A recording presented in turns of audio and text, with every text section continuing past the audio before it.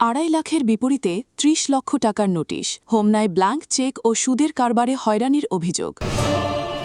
দেখছেন ডিজিটাল ব্রাহ্মণবাড়িয়া.com।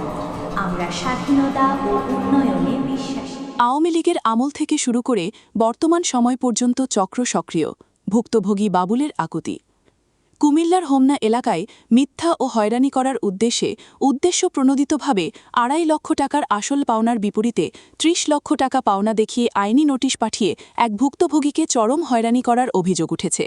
ভুক্তভোগী ও স্থানীয় সূত্রে জানা যায়, হোমনা উপজেলার ছয়ফুল্লাকান্দি গ্রামের মৃত তোতা মিয়ার ছেলে মোহাম্মদ স্বপন খান নামের এক ব্যক্তি এই বিপুল অঙ্কের টাকার ভুয়া পাওনা দাবি করে সুদের কারবার ও ব্ল্যাঙ্ক চেক জালিয়াতির মাধ্যমে এই নোটিশ পাঠিয়েছেন। প্রাপ্ত তথ্যে জানা যায়, গত 21 জুন 2026 তারিখে কুমিল্লার জাজ কোর্টের আইনজীবী মোহাম্মদ আলমাস উদ্দিনের মাধ্যমে বাঞ্ছারামপুর থানার কালিকাপুর গ্রামের আব্দুল খালেকের ছেলে মোহাম্মদ বাবুলকে একটি লিগ্যাল নোটিশ পাঠানো হয়। নোটিশে দাবি করা হয়, ব্যবসায়িক প্রয়োজনের কথা বলে বাবুল স্বপন খানের কাছ থেকে 30 লক্ষ টাকা হাওলাত নিয়েছিলেন এবং তা পরিশোধের জন্য ইসলামী ব্যাংক বাংলাদেশ লিমিটেডের বাঞ্ছারামপুর শাখার 30 লক্ষ টাকার একটি চেক নম্বর MST 87473557 প্রদান করেন, যা পরবর্তীতে অপর্যাপ্ত তহবিলের কারণে মিউচুয়াল ট্রাস্ট ব্যাংক হোমনা শাখা থেকে প্রত্যাখ্যাত বা ডিজঅনার হয়।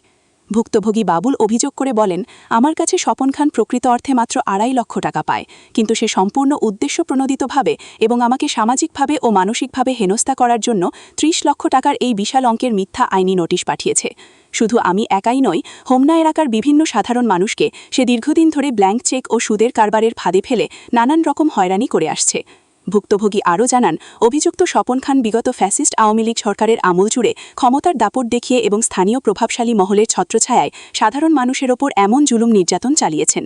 বর্তমানেও রাজনৈতিক পট পরিবর্তনের পর তিনি একটি নতুন অসাধু চক্রের সাথে যোগসাজশ করে এলাকায় একই কায়দায় ব্ল্যাঙ্ক চেক ও সুদের কারবারের মাধ্যমে মানুষকে হয়রানি করা অব্যাহত রেখেছেন।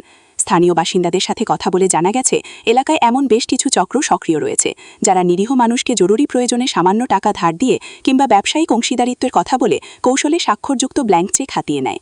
পরবর্তীতে সেই চেকে মোটা অঙ্কের টাকা বসিয়ে কোর্টের মাধ্যমে লিগ্যাল নোটিশ পাঠিয়ে কিংবা মামলা ঠুকে দিয়ে লাখ লাখ টাকা হাতিয়ে নেয় বা জমি জমা লিখে নিতে বাধ্য করে। এই বিষয়ে ভুক্তভোগী বাবুল প্রশাসনের ঊর্ধ্বতন কর্মকর্তাদের দৃষ্টি আকর্ষণ করেছেন এবং এই মিথ্যা নোটিশ ও জালিয়াতি চক্রের হাত থেকে বাঁচতে এবং সুষ্ঠু তদন্তের মাধ্যমে ন্যায় বিচার নিশ্চিত করার জোর দাবি জানিয়েছেন। হোমনা স্বপনের সাথে যে পেশটা, হ্যাঁ, আমার 13 লক্ষ টাকা পানার পরে আমি আর বাড়িতে গেছি। বাড়িতে যাওয়ার পর আর বউ বলছে একটা চেক দিই বাড়িতে। তো আমি মনে করলেন চেকটা দিয়ে আনার পর আমি বলছি, আপা আপনার কাছে 2.5 লাখ টাকা পাই, মানে 2.5 লাখ টাকার চেকটা উল্লেখ করে দিয়ে যাই। তো ওনার বউ বলছে কি, না, চেক উল্লেখ করা লাগবে না, চেক খোলাই দিয়ে যাও। তো আমি সরল মনে খোলা চেক দিয়েছি। দিয়ে আনার পরে আমি যেমন বারে যাওয়ার আগে ওনার 1 লাখ টাকা দিয়ে গেছি। দিয়ে যাওয়ার পরে আমি রোজার 1-1.5 মাস, রোজার ভিতরে 3-4 রোজার ভিতরে 1-1.5 মাস হয়ে গেছে আমি বাড়িতে গেছি। যাওয়ার পর আমার বাড়ির টাকা দিছি 2.5 লক্ষ টাকা, কি তুমি 2.5 লক্ষ টাকা দিয়ে চেকটা নিয়ে এসো।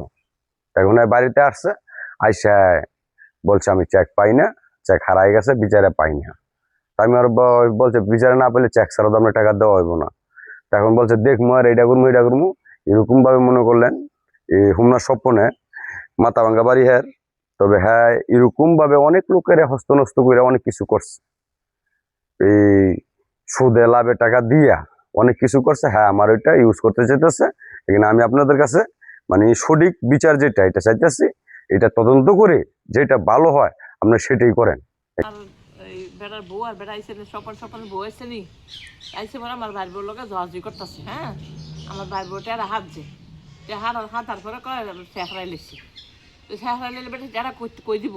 হ্যাঁ, কয় শুধু আর চলিব উড়ান উড়ান ভাঙ্গে হ্যাঁ এম করবো, হ্যাঁ এম করবো, বাবুল এটা করবো, বাবুল এটা করবো, বাবুল এটা করবো। বেডি আমি বেড়াতে বেশি নাচতেছে বেডি, বুঝলি? তো আমি বাড়বো কই কেনা করলে ওই আমাকে বাড়বো বাইর লাগে, বাড়বো লাগে। দরকার মিললে চললে আপনার দাদা বুঝে না, একটুখানি জানি। টাকাটা উল্লেখ করে দিয়ে 2.5 লাখ টাকা আপনার বউ না আমার 2.5 লাখ টাকা উল্লেখ করে লাগতো, তুমি খোলা দিয়ে যাও। খোলা দিয়ে আমার তো সিগনেচার লাগছে। তা আমি উল্লেখ করে দিলে তো আর অন্য ফেসটা উল্লেখ নইলে আমার উল্লেখ করতাম দিচ্ছে না কেন? এটার কারণটা কি আমি বুঝলাম না। উল্লেখ করতাম না 2.5 লাখ না, এই জিনিস আমার আমার যা সব ব্ল্যাঙ্ক টেক বুঝলি, যা সব ব্ল্যাঙ্ক টেক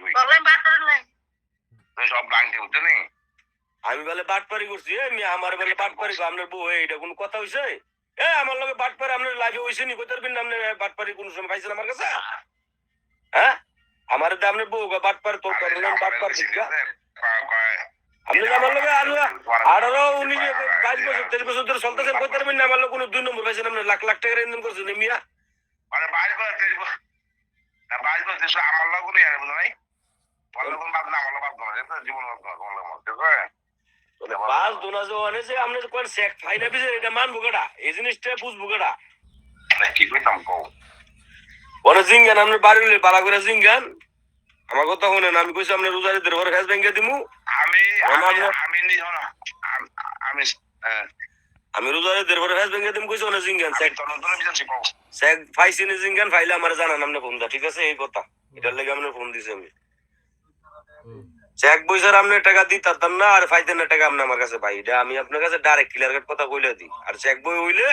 আপনি কোন বাউল চেক বই পাইছি তাহলে আপনি টাকা কাছে ভেঙে দিব শেষ কথা শেষ আপনি এই দুঙ্গ গেছেন বাইর টাকা দিব আপনি টাকা আনতেন কি আপনি কোন চেক বই পাই না বিচারে এটা কেউ মানতো না কেউ দিত অনেক লোকের লোক আমি বুঝছি বিষয়টা কয় না ভাই চেক আপনি খোলা দিয়ে থাকলে খোলা চেকের মধ্যে দিব আপনি টাকা দিবেন আর খোলা চেক না দিলে উনার 1 বছর না 10 বছর পর আইব আপনার কাছে চেক লইব আপনি টাকা পাইব চেক না হইলে টাকা দিলে আপনি সমস্যা আপনি খোলা ভাই টাকা 30 টাকাই ঠিক আছে ব্যাপার তো আমার সাংবাদিক আছে ব্যাপারে আমার টাকা কথা বুঝে টাকা 30 টাকা 30 টাকা টাকা দাম না তাই আমি করছি মিথ্যা কোনো আশঙ্কা নেই বুঝলেন নাই